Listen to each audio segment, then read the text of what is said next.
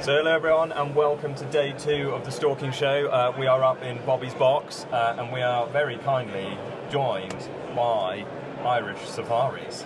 Welcome. Thanks for having me. So amazingly, we bumped into you last night and you said you've already sold out all of your hunts for next year already. You're done. Yeah, we're fully sold out. We came here with probably 75% already sold. So we were hoping if we can get just slightly up a little bit more, I'd be happy enough. And funnily, last year was actually our first year at the show, and we sold out last year on our first morning. Yeah. And by 1 o'clock yesterday, we were completely sold out. We literally don't have one day left, and that's until the end of March. Yeah. We are finished. Wow, that's amazing, isn't it? We're happy. Yeah. I can't say I'm surprised because I've watched a few YouTube videos. I think there's one you've got with some Danish hunters, and there was one where Owen Beardsmore came out to see you, and he recorded a video with you. And I mean, the scenery looks amazing, the deer look amazing. It just, I can see why people. Yeah, there's a lot of people asking, so what are we doing that's actually so different? So how come everyone is like obviously coming with us, and what's like the secret? And I think what I was actually telling people yesterday that we don't actually sell our hunts as like a business transaction, even though that's what it is. But after the sale is actually done, we look on every hunt as kind of like a friendly hunt. So if I book in you guys, so after that transaction is done, I never look at that again. So we're out just having the fun, we're having some beers together, like I be taking the piss out with you, vice versa, and it should just go smoothly. I mean, like I get guys every year, like even commenting on my wife and stuff like that. And I mean, look, so many people will actually go mental at that and take offence. I don't. Yeah. It's just all part of the banter. It's all part of the camaraderie. Yeah. And it works. Amazing. And for those who don't know about you guys, where are you in Ireland? What's your sort of package normally? Yeah, so what do you we're do? based in a small village called Hackettstown, which is in like the southeast. We're 1 hour from Dublin Airport. We're 1 hour from the ferry port from Dublin or from Rosslare. So what we offer is hunt packages for Sika stags, Sika hinds, hybrid stags and hybrid hinds, and also for fallow now and also like for wild goats. And kind of in like our off season, we offer packages like for pike fishing trips and like for lake trout and for perch. Yeah. So it's an all year round gone now with us. Amazing. And you record videos as well. You got a YouTube channel. Yeah. I have a channel, but I haven't been active on that for like a number of years because obviously when like you're guiding someone, you can't have like a camera in one hand, like the shooting sticks and your binocular, so like it'd be quite hard to do that. But this year, I've invested in like a new DJI Mavic. I have a new GoPro Hero 12. Yeah. So hopefully this year we can actually get all the footage on that, because if we actually recorded last year's like all the hunts, it would be literally fucking like a blockbuster. Yeah. I mean, we had some amazing shots last year that unfortunately we haven't got on the camera yet, but this year we're going to do that. Yeah. And I realised I should apologise. I didn't actually introduce you by name. Norman I introduced you as Irish Safaris, but Norman Mulvaney from Irish Safaris. Sorry, Norman. I'm the mad Irish guy. Yeah. I'm always in a tizzy. So what? And you'll have to forgive our ignorance because I've never hunted in Ireland. I don't think Harry has either. What's the seasons out there in terms of when can you? Okay, so our season, I'm not sure everyone is actually aware yet. Our season was actually extended and amended. So our season is now like the UK. So August the 1st for stags until the end of April for stags. The 1st of November until the end of March for females. Our old season was September until the end of December for stags and November to February for females. But because there's been such like an outcry over like a growing population, and a lot of like our dairy farmers are crying at blue murder over all the, well obviously deer damage, our season was extended. Funnily enough, I'm not going to actually stick to that season. I don't agree with it personally. I've always said that if you can't manage deer in like your season of like a normal standard season, like you're doing something wrong. So what we're going to do for our next season is we're going to go with the hinds obviously from November until probably the end of March, but only for calves and yearling. But for stags, we're actually going to keep guiding after December now, but only for hill stalking, like for January, February, March. So we can offer packages after December, but only for hills. We won't go near woodland stalking or near farmland after December.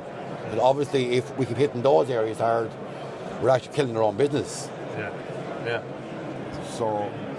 And if we were going to book a 4-day stalk package with you, what would be the sort of standard itinerary? We would sort of arrive, and then would you? Standard itinerary. The first thing that we do is obviously we would need to make an application for your hunting license and for a gun license. That's the first step. Yeah. And then I would say, right, if you come by ferry with your truck, so you've got all the leeway then of like extra equipment, like your shooting sticks, like extra clothing and stuff like that. We arrange your accommodation. I like most clients to arrive early in the morning before, so we can be introduced again. We can go to like a local firing range, like we can test your weapons, or you can even just look at my weapons on the range, so that everything is actually okay at that stage. And then our first morning, we normally meet up like an hour before daylight, because we want to get to the ground as it's actually still dark. So like the noise of the vehicles, the noise of us getting out, everything just settle down. So we will have like a morning stalk last maybe like 2 or 3 hours, and then we finish after the morning stalk, back to the accommodation, we get some breakfast, we have our rest. I would just do like my daily chores at home. Then we would start again then in the evening time. So the 2 stalks a day. And how fit, as in physically fit, does someone need to be? I asked this because of the video that Owen did with you. he looked like he was struggling slightly, which I don't know if that's a reflection on how hard it is or how unfit Owen is. It's not easy. Yeah. I mean, we cater for all ages, all different like abilities. So if you're slightly overweight or even underweight, something we can also be like a hindrance. Yeah. So we offer obviously. Kind of like onto the farmland stalking, so nice and easy. But even on farmland, you're still crossing over wire fences, you're still going like through bogs and quagmire, stuff like that. But you do have to be fit for the hill. I've seen guys that actually told me how fit they actually were, and we've been to the gym every day, and we can run X amount of kilometres every day, and I've actually burnt them out on the hill. You do have to be fit for the hill. I can say there's definitely a different style of fitness. And it's totally different. I mean, like you can go on to like a treadmill all day, and you can be super fit. Yeah. But it will never actually compare to being on the hill, out in the open elements. You're getting up and down through holding the ground. I mean, like when I start out guiding this year again, I'd be I'd be fit enough, but I'd be even feeling that kind of strain on the hill, going uphill, going down. And it takes normally about 4 weeks, and then after 4 weeks, then we almost become like superhuman. And that's what it's like. We just go and go and go. But there's also like a secret, and I like to tell everyone this, and we call it burning your breath at the start of the hill. So what I do is I'll actually push on hard for like 100 metres, and when I say hard, I mean at like a running pace, and I go hard, and I actually push up like a diaphragm up into your lungs, which means that you either want to get sick or you physically can't breathe. And what you do is you can get like your head over your shoulders up to the heavens, and you suck in there as fast as you can, which means like your diaphragm is getting bigger, then it starts to calm down and starts like to sink, and you'll go all day, but you have to do it properly. It's a military exercise, and it sounds harsh. You're putting me off, Norman. I was about to try and book something with you, but now it sounds harsh. Yeah. But I've had guys one year from Germany who were really fit. Yeah. They were on their knees actually getting sick on the hill, in the stalk. Yeah. And we're watching these animals further up in the skyline, and these guys are refusing to go. And I'm literally just grabbing them and pushing them on. Yeah. And it works. You've got to got that last little bit of the anger in someone to really piss them off, and then they'll do it. Yeah. But it's all good fun. You promise. It's a challenge. Yeah. And is, again, you'll have to forgive me, having never hunted in Ireland, never hunted Seeker. Okay. The difference between kind of the hill and the farmland, do the animals migrate up into the hill at certain times of year, or do you get the stags up in the hill and the No, does so down what happens is down the normally ground? in the early season you'll have what we call like a resident hill stag who'll be coming out of the forestry nearby that will feed on the hill all night, and then early morning start to go back into the wood again. But then later on in our season you've got all the big heavy groups of stags that will be out further back out in the valleys that will all start coming in for the rut and stuff like that. The agricultural deer will all be residential deer in the cover, in the bogs, in the scrubland. One thing that I actually will say is never compare Sika with like a roe deer. There's no comparison. I get so many people coming over saying, we hunt roe deer in different countries, and there's no comparison. Like, I absolutely love roe deer hunting, but for me personally, so no offence to anyone, but it's not a challenge. it really isn't a challenge.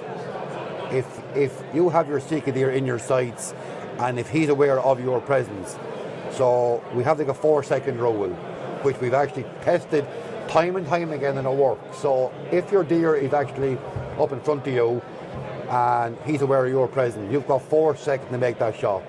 So in your first second, I'll always have like your sticks opened up with your gun on the sticks. We've got 1 second to get into your optics. You've got to actually find the animal at your second. Into your third second, release your safety, control your breathing. In your 4th second, you must pull that trigger or he's gone. And we've actually tested this. Really? So we actually reckon that it's some kind of like a neurological something in their brain that goes off. So after that 4 seconds, they're after clicking in. Like there's something wrong here. And they're gone. With the roe deer, with the water deer, that's not going to happen. So does that influence the type of kit and equipment you're using? Because if you've really got to be that quick, you've and got that to be slick, fast. Your sticks have to be good. You need the best shoot sticks ever.